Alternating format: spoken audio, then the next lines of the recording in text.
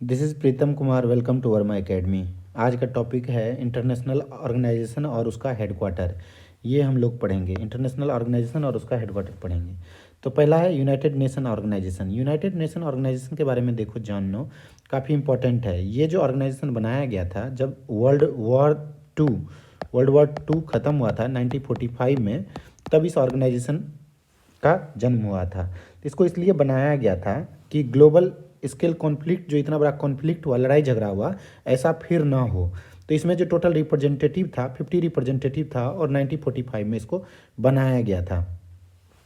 तो 1945 में ये इफेक्ट में आया और इसमें इसका मेन मकसद था इंटरनेशनल पीस बना रहे, सिक्योरिटी में कोई दिक्कत ना हो, ह्यूमन राइट्स का बचाव हो, ह्यूमैनिटेरियन, मान लो कहीं पे क्राइसिस हो गया ह्यूमैनिटेरियन, उसको एड प्रोवाइड करो। तो इसमें टोटल जो फाउंडिंग मेंबर था 51 मेंबर था, लेकिन 2011 तक आते आते 193 मेंबर हो चुका है। फाउंडिंग मेंबर 51 था।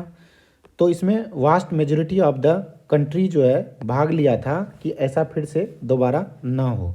तो इसमें इसके जो है ना 5 प्रिंसिपल ऑर्गन बनाया गया है, 5 प्रिंसिपल ऑर्गन जो कि अलग अलग चीज़ों को देखता था। तो एक जनरल असेंबली बनाया, एक सिक्योरिटी काउंसिल बनाया, United nation security council, economic and social council भी बनाया, इंटरनेशनल कोर्ट ऑफ जस्टिस बनाया, पूरा दुनिया में यदि कहीं लड़ाई चल रहा है तो ये उसको जजमेंट देगा, यूएन सेक्रेटरीट बनाया। ये सब वो अपना ऑर्गन बनाया। इसके ऑर्गन थे, प्रिंसिपल ऑर्गन थे। तो यूनाइटेड नेशन जो बना, इसका हेडक्वार्टर रखा गया न्यूयॉर्क, यूएसए के अंदर में रखा गया। यूनाइटेड नेशन का हेडक्वार्टर कहाँ है? न्यूयॉर्क है। तो इसके ऑर्गन के बारे में हम लोग पढ़ते हैं एक एक करके।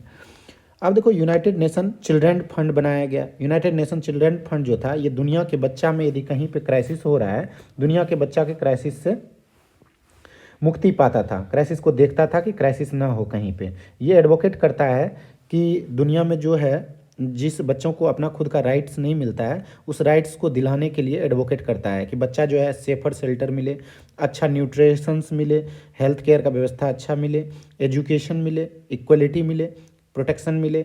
ये सब काम जो है यूनाइटेड नेशन चिल्ड्रन फंड देखता है और इसका भी हेडक्वार्टर आपको न्यूयॉर्क में देखने को मिलेगा। अगला ऑर्गन आता है आपको United nation population fund. United nation population fund का क्या काम है? तो ये करता है, यूनाइटेड नेशन पॉपुलेशन फंड जो देखता है कि दुनिया का पॉपुलेशन कितना है, कहाँ पे जनसंख्या बढ़ रहा है, घट रहा है, ये सब देखने का काम इसका होता है। तो ये जो है देश में जो है 2.3, हमारे इंडिया का बात है, इंडिया के केस में जब देखेंगे तो हमारे देश में पर वुमेन पे 2.3 बच्चा है। तो बोलेगा पॉइंट में कैसे बच्चा होता है? तो बच्चा को एवरेज लिया जाता है, कितना बॉर्न हो रहा है। तो इंडिया का 2.3 है, जब दुनिया का देखेंगे 2.5 है। इंडिया का जो मैटरनल मोर्टेलिटी रेशियो है, एमएमआर जो है, ये आपको 2015 में 174 लोग मर जाते थे, पर 1 लाख पॉपुलेशन पे 174 लोग मर जाते थे। यानी कि हमारा हेल्थ फैसिलिटी बढ़िया नहीं था, बढ़िया नहीं है अभी भी। इसको डिक्लाइन करके और नीचे, अभी और नीचे आ गया होगा। ये 2015 का डेटा है। जब 1994 में देखोगे ना, 1 लाख में 448 लोग मर जाते थे। तो उसको जो है असेसमेंट करता है और प्रोवाइड करता है उस देश को, जो गरीब देश रहता है, कि बच्चों को कैसे बचाया जाए और उसको अच्छा फैसिलिटीज़ कैसे दिया जाए। तो इसका भी हेडक्वार्टर आपको न्यूयॉर्क में देखने को मिलेगा। उसी तरह नेक्स्ट ऑर्गन है यूनाइटेड नेशन सिक्योरिटी काउंसिल। इसका काम है, यूनाइटेड नेशन सिक्योरिटी काउंसिल का, जब दो देश लड़ रहा है या दुनिया कोई लड़ रहा है, पीस एंड सिक्योरिटी प्रोवाइड करना, रिस्पॉन्सिबल है इसके लिए ये। लेकिन देखो ऐसा केस नहीं हो रहा है अभी। जैसे लड़ाई में आपको यूक्रेन और रसिया के लड़ाई में देखने को मिलेगा कि ये जो है यूनाइटेड नेशन सिक्योरिटी काउंसिल जो है इनएफेक्टिव है, काम नहीं कर पा रही है अच्छे से। जिस मकसद के लिए बनाया गया था वो मकसद को फुलफिल नहीं कर पा रहा है। अभी देखो, जैसे इजराइल और पैलेस्टाइन का भी लड़ाई हो रहा है, तो उसमें भी ये यूनाइटेड नेशन सिक्योरिटी काउंसिल का है पीस प्रोवाइड करना, पीस और सिक्योरिटी प्रोवाइड करना, लेकिन उसमें वो असफल नज़र आ रहा है। ये कंपलसरी रिजोल्यूशन है और इसके जो है 5 परमानेंट मेंबर है, जिसके पास वीटो पावर है। वीटो पावर होता है ऐसा पावर जो कि जो है वो लगा दे तो मतलब सबका बात माना जाएगा। 5 में से कोई बोल देगा ना, मतलब ना हो गया। और इसमें 10 जो है नॉन परमानेंट मेंबर है, जिसका ईयर जो होता है, ईयर ऑफ द टेन्योर जो होता है, वो मात्र 2 साल का होता है। 5 परमानेंट मेंबर है, ये बातें याद रखना। यूनाइटेड सिक्योरिटी काउंसिल जो है, इसका हेडक्वार्टर आपको न्यूयॉर्क देखने को मिलेगा। उसी तरह इंटरनेशनल मॉनेटरी फंड है। इंटरनेशनल मॉनेटरी फंड का काम क्या होता है? देश दुनिया में कहाँ पे रिसेशन चल रहा है, किस देश को पैसा चाहिए, कैसे हमको मैनेज करके रखना है, ये सारा काम जो है ये देखता है आपका इंटरनेशनल मॉनेटरी फंड। ग्रोथ वगैरह देखता है, ग्रोथ प्रोजेक्ट करता है किस देश का कितना होने वाला है। 2021 में जो है इंडिया का प्रोजेक्ट किया गया था, इंडिया का प्रोजेक्ट किया गया था 11.5 हो जाएगा इसका ग्रोथ रेट जो है 11.5 हो जाएगा। आईएमएफ जो है बहुत सारा चीज़ देखता है, फाइनेंशियल स्टेबिलिटी को देखता है, ग्लोबल फाइनेंशियल स्टेबिलिटी को। कोविड-19 के टाइम में देखो कि इंटरनेशनल मॉनेटरी फंड जो है काफ़ी देश को मदद किया था इकोनॉमिकली कि कैसे इसको उठाया जाए। तो इसके टोटल अभी जो है 189 देश जो है मेंबर है, 189 देश मेंबर है। इसका काम है international trade, employment, economic growth, ये सबको फॉस्टर करने के लिए, बढ़ावा देने का काम है। तो इसका हेडक्वार्टर आपको इंटरनेशनल मॉनेटरी फंड का देखने को मिलेगा वाशिंगटन डीसी, यूनाइटेड स्टेट में इसका भी हेडक्वार्टर है। वर्ल्ड बैंक ग्रुप जो है इसका भी हेडक्वार्टर वाशिंगटन डीसी है। वर्ल्ड बैंक ग्रुप क्या करता है? वर्ल्ड बैंक का काम है देश दुनिया में किस देश को क्या ज़रूरी है। वर्ल्ड बैंक ग्रुप में बहुत सारा लोग आ जाता है, तो इसमें आपको आ जाएगा international bank of reconstruction and development. इसके 5 डेवलपमेंटल इंस्टीट्यूट है, इसका अपना अलग अलग काम है। तो इसको भी बनाया गया था, इसको जो बनाया गया था वर्ल्ड बैंक ग्रुप को, ये बनाया गया था ब्रेटन वुड्स कॉन्फ्रेंस 1944 में बनाया गया था। 1944 में बनाया गया था। इसको बनाने का कारण क्या था? तो ये क्या करता था? डेवलपमेंट और रिकंस्ट्रक्शन का काम करता था। वर्ल्ड बैंक मान लो किसी देश में यदि डेवलपमेंट का काम चल रहा है ना, उसको ये लोन इजीली प्रोवाइड कर देता है और बोलता है कि तुम भैया बढ़िया से डेवलपमेंट करो। ठीक है, इसका मेन फोकस डेवलपिंग पे है, डेवलप करना, डेवलपिंग द नेशन को डेवलप करने का काम होता है। ये लोन प्रोवाइड करता है मिनिमम रेट पे। तो इसका हेडक्वार्टर आपको वाशिंगटन डीसी देखने को मिलेगा। नेक्स्ट देखते हैं, उसके बाद आता है world health organisation. World health organisation का क्या काम है? ये हेल्थ से रिलेटेड इशूज़ को देखता है और उसको सही करने की कोशिश करता है। जैसे कि अभी पेंडेमिक आया है, पेंडेमिक में क्या करता है? रिस्पॉन्ड करता है तुरंत, जो गरीब देश है उसको मदद करता है कि कैसे उसको सही करा जाए। तो इसका जो अभी डायरेक्टर जनरल अभी आपको देखने को मिला, काफ़ी एक्टिव था कोरोना के टाइम में, लेकिन तो भी टैकल नहीं कर पाया इसको। तो ये जो है हेल्थ से रिलेटेड इशू पूरा दुनिया का देखता है। इसका हेडक्वार्टर जेनेवा स्विट्जरलैंड में है। उसी तरह आप देखो इंटरनेशनल लेबर ऑर्गेनाइजेशन है। इंटरनेशनल लेबर ऑर्गेनाइजेशन का काम है कि लेबर को प्रोटेक्शन देना। ये ट्रीटी ऑफ वर्सलीज से इस्टेब्लिश किया गया था 1919 में, ILO 1919 में इस्टेब्लिश किया गया था ट्रीटी ऑफ वर्सलीज के तहत, और जो है बाद में इसको UN का पार्ट बना लिया गया था। तो ये पूरा देश दुनिया का जो है लेबर के बारे में देखता है कि कैसे लेबर को क्या क्या मिलना चाहिए, क्या स्टैंडर्ड होना चाहिए, क्या राइट्स होना चाहिए, मैन और वुमेन को इक्वल एक्सेस मिलना चाहिए, इक्वल अपॉर्चुनिटी मिलना चाहिए। ये सब बातें इंटरनेशनल लेबर ऑर्गेनाइजेशन देखता है। इसका हेडक्वार्टर आपको जेनेवा स्विट्जरलैंड में देखने को मिलेगा। International committee of red cross जो होता है, ये भी इसका भी हेडक्वार्टर जेनेवा स्विट्जरलैंड में है। रेड क्रॉस क्या करता है? किसी देश में किसी वर्ग के साथ में एक्सप्लॉयटेशन तो नहीं होता है, तो ये क्या करता है? देख रेख करता है किसी भी एक्सप्लॉयटेशन को सही करने में या इंटरनेशनली उसको उठाने में, उसके राइट्स को बताने के लिए मदद करता है। तो international committee of red cross जो है ये जेनेवा स्विट्जरलैंड में।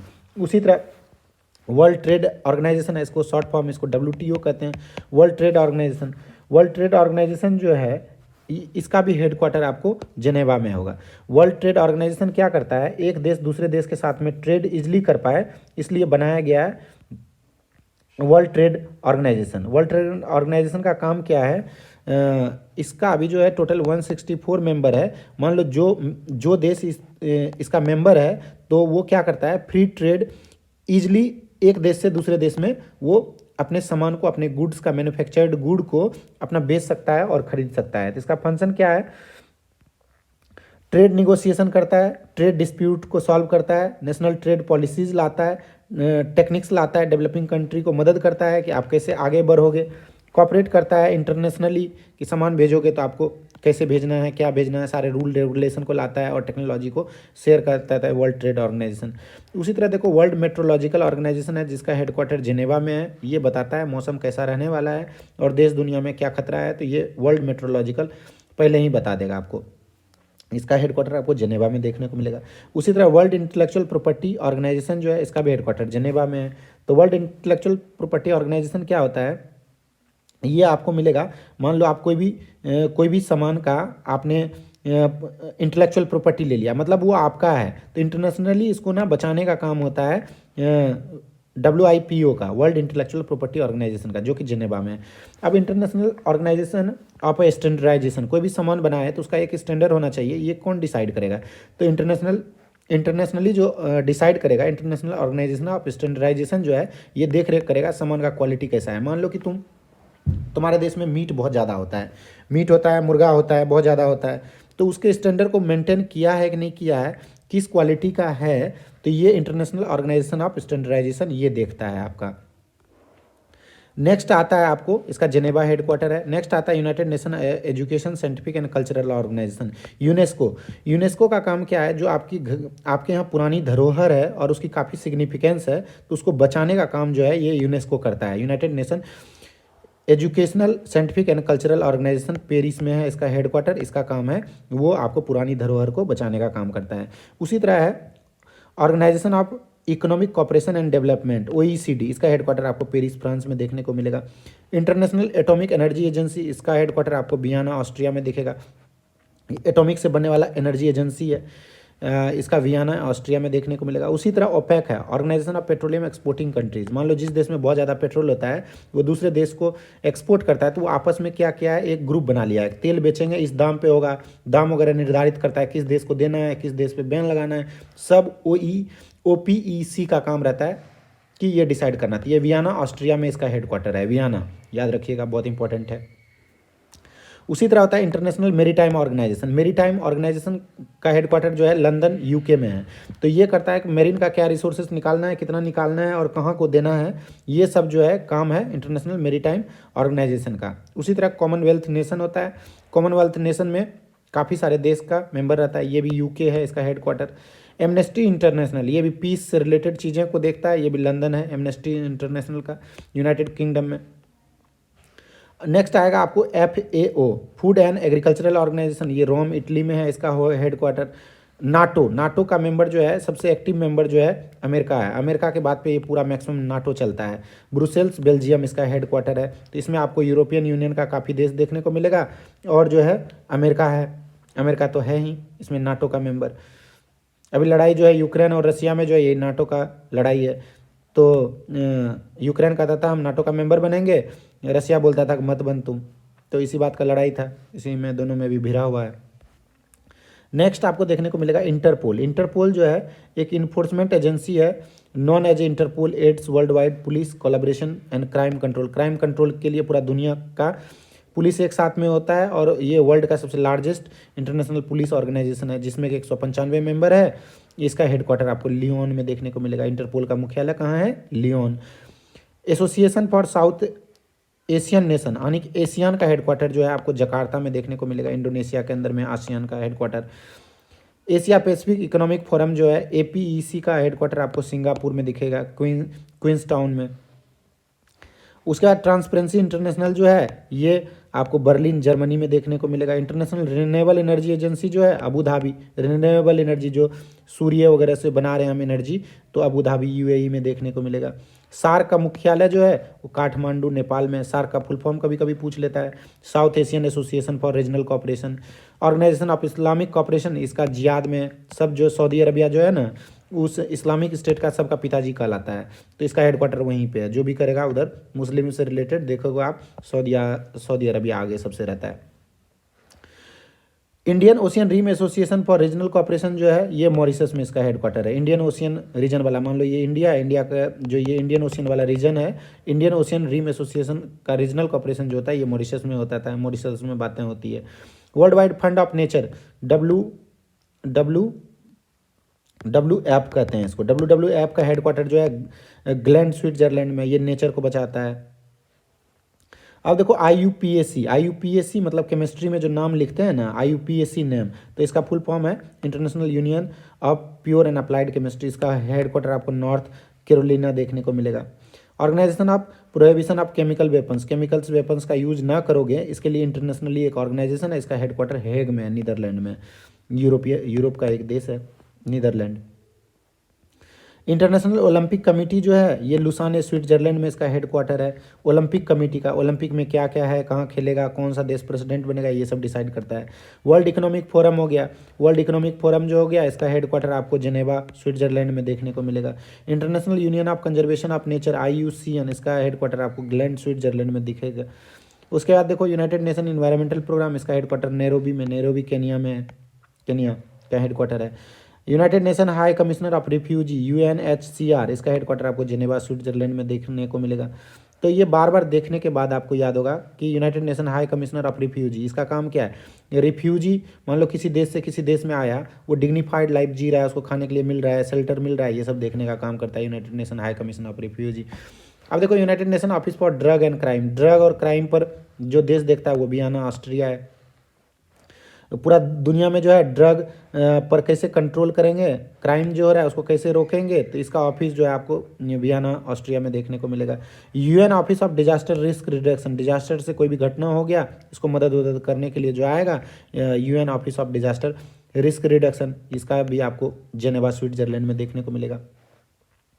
United Nation Developmental Programme UNDP जो है इसका हेडक्वार्टर आपको न्यूयॉर्क USA में देखने को मिलेगा। International Fund of Agriculture and Development ये आपको रोम इटली में देखने को मिलेगा। International United Nations World Tourism Organisation जो देखने को मिलेगा वो मैड्रिड स्पेन में देखने को मिलेगा। International court of justice Hague में मिलेगा। इंटरनेशनल कोर्ट ऑफ जस्टिस का काम क्या है, ये दुनिया में मान लो दो देश के बीच में लड़ाई हो रहा है तो वो प्रेफरेंस ले सकता है इंटरनेशनल कोर्ट ऑफ जस्टिस का, ये ऑर्गेनाइजेशन हो गया। अब देखो ये जो है डिसाइड करता है डिस्प्यूट का, दो देश के बीच में इसका जुरिडिक्शन होता है, लेकिन ये लीगली बाइंडिंग नहीं होता है। Issue of legal opinion renders judgement by the relative majority if the 15 जज was elected by the UN General Assembly 9 year term के लिए। इसका हेडक्वार्टर जो है नीदरलैंड है, ICJ का, इंटरनेशनल कोर्ट ऑफ जस्टिस का। उसी तरह आता है united nation conference on the trade and development, इसका हेडक्वार्टर आपको जेनेवा में देखने को मिलेगा। UN हैबिटेट इसका नैरोबी में देखेगा, UN हैबिटेट का हेडक्वार्टर नैरोबी में। वर्ल्ड फूड प्रोग्राम का हेडक्वार्टर आपको देखने को मिलेगा रोम इटली में। Office of high commissioner of human rights, human rights मतलब किसी के साथ में बहुत ज़्यादा बुरा हो रहा है, अच्छा हो रहा है, तो ह्यूमन राइट्स का हेडक्वार्टर आपको जेनेवा स्विट्जरलैंड में दिखेगा। United nation high commissioner of refugee इसका हेडक्वार्टर आपको जेनेवा स्विट्जरलैंड में दिखेगा। तो ये सब आपका इंटरनेशनल ऑर्गेनाइजेशन था, ये काफ़ी एग्जाम के प्रोस्पेक्ट से काफ़ी इंपॉर्टेंट है।